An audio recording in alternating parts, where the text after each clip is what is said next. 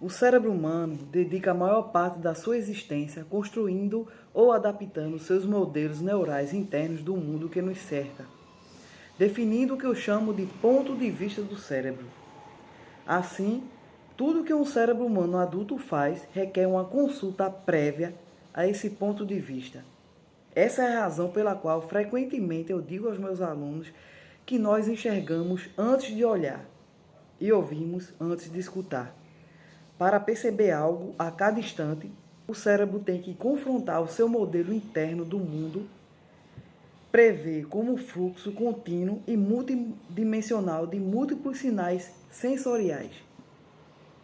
Uma vez coletados na periferia do corpo por receptores especializados, são transmitidos para o sistema central como forma de descrever o estado do mundo externo e também as condições internas do corpo. Esse foi um trecho do livro que eu li, de Miguel Nicoleles, o verdadeiro criador de tudo. Já nesse pequeno parágrafo do livro, ele consegue descrever como é que o nosso cérebro interpreta a realidade, relatando tantas questões físicas, que são os nossos sensores naturais do corpo, que captam essas informações e transmitem para o cérebro, e também a percepção da realidade com relação às nossas crenças, que é o nosso ponto de vista. Em um dado momento, quando o nosso cérebro processa essas informações, ele busca lá no seu processamento um referencial que é o nosso conjunto de crenças. Essas crenças é o que nós aprendemos ao longo da nossa vida, ao longo da nossa existência, que é como nós interpretamos, de uma maneira consciente, nós interpretamos de uma maneira consciente a realidade, e de tanto isso ser presente na nossa vida, ela se torna parte do programa subconsciente, que roda sem que precisemos interferir nisso, sem que precisemos estar conscientes. É como um hábito mesmo. Você tem o costume de andar de bicicleta, você anda de bicicleta. Quando você está aprendendo, você está prestando atenção naquilo que você está fazendo, porque você não domina ainda. Mas a partir do momento que você anda de bicicleta muito, você já fica experiente naquilo ali, aquilo ali já se torna parte da sua rotina. O ato de andar de bicicleta, de pedalar, já entrou no seu subconsciente, você já faz aquilo automaticamente. Isso é uma forma simples de explicar tudo isso. O fato é que passa coisas para o nosso subconsciente, Ele está sendo instruído ali constantemente. E tem coisas que passam para o nosso subconsciente que não passa pelo crivo da nossa mente consciente. A nossa mente consciente é aquela que julga, É aquela que observa. É aquela que experiencia. Você está experienciando uma situação. E quando você está experienciando, você está atento e está observando aquilo ali. Então, quando você está experienciando e você está observando de maneira consciente, você consegue julgar se aquilo você aceita ou não. Mas quando essa consciência, esse ato de observar, de estar consciente, ele está distraído, à medida que você é exposto a uma situação, o seu subconsciente vai assimilando aquilo. E essas informações, essas crenças, elas rodam no seu sistema. E elas interferem no modo que você interpreta a realidade. Esse conjunto de crenças, esse conjunto de valores. Veja como isso é importante, Você acredita numa coisa a sua vida inteira, Você acha que uma coisa funciona daquela maneira. Você tem esses valores, você tem essa crença. E quando essa sua crença muda, você acredita em outra maneira de funcionar, você abre sua percepção através do conhecimento, né? Através do esclarecimento, da iluminação. A partir do momento que você tem esse estalo, né?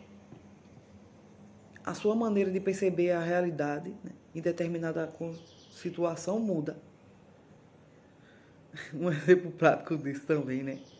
As crianças acreditam que existe Papai Noel, né? Infelizmente algumas pessoas, né? Conta essa história para os seus filhos, né? E eles passam o tempo todo acreditando que é o Papai Noel que dá lá o presente lá no Natal. Aí depois você percebe que não é Papai Noel, não existe Papai Noel. Que todo o tempo são seus pais que lhe dão os presentes, né? Eu tenho uma visão particular sobre o subconsciente e o consciente. O subconsciente é aquele ser que trabalha por você, enquanto o seu consciente, né, a sua consciência experiencia a realidade, enquanto a sua consciência aprecia a sua vida.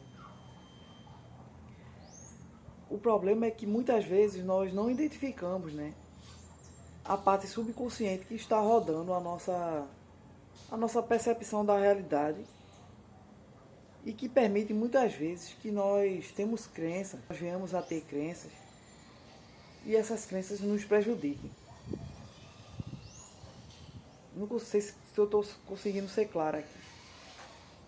Quando você adquire um conjunto de crenças, o seu subconsciente, além da parte física que ele opera no seu corpo, né, do trabalho do seu organismo, das suas células, de tudo,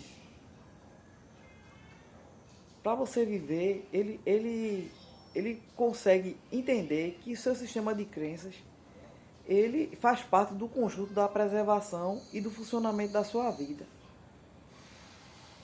E muitas vezes, de maneira consciente, nós não acessamos qual é esse conjunto de crenças que está operando. E porque muitas vezes nós percebemos a realidade ou enxergamos e interpretamos a realidade de certa maneira.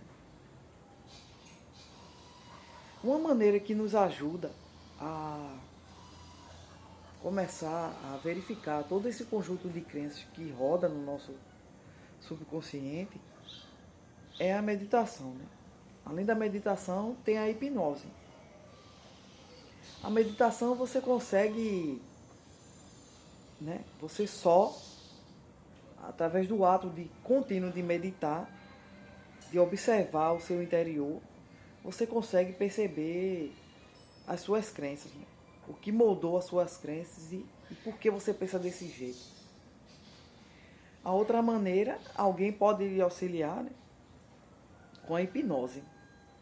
Através da hipnose você consegue verificar, né, que muitas vezes são traumas, né, que gravam aquela informação no seu subconsciente.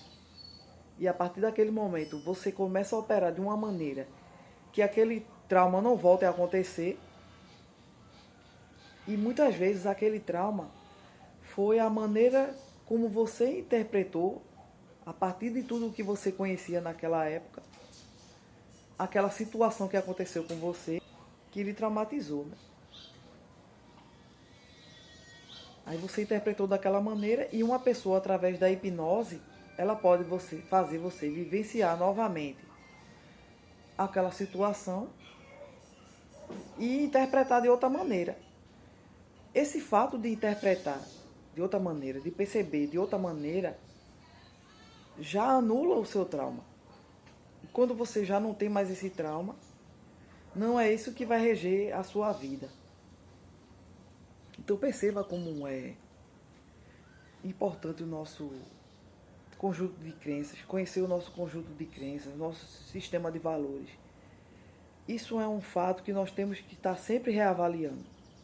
Porque, na maior parte do tempo, é esse sistema que vai definir como você percebe a realidade. E é como você percebe a realidade que vai ditar a sua vida, a realidade que você cria para a sua vida.